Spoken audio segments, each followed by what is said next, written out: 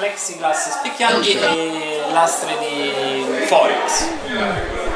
Quindi è un palazzo, rappresenta un palazzo perché l'estasi la rappresento con i palazzi. In questo caso ci sono i fotogrammi tratti dal video che adesso vediamo e ogni condizione vitale gli ho dato un colore e un simbolo. Nel caso dell'estasi il colore è l'azzurro perché rappresenta il cielo, l'elevazione al cielo, no?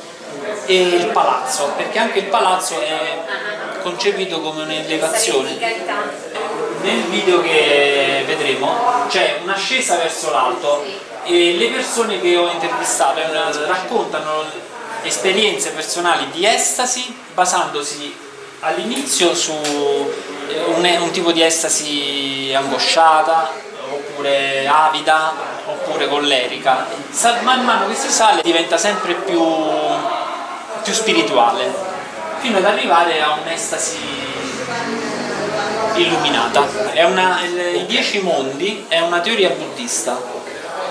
Io ho fatto i 10 mondi in arte, cioè attraverso le mie esperienze personali ho appunto elaborato sia i colori che i simboli per poi creare delle opere.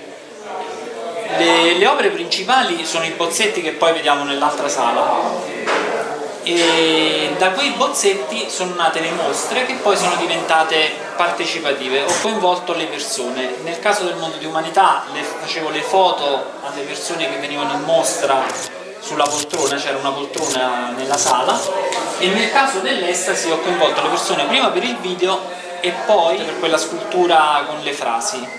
Dopo vi racconto, adesso vediamo il video. Ti impone anche solo mentalmente, in quel momento tiri fuori il resto di... Perciò il castello di carte è diviso in 3 sezioni. In sotto ci sono le frasi di tutti quelli che hanno parlato di un'estasi. Nel piano di mezzo c'è l'estasi corporea e sopra c'è quella incorporea oppure spirituale.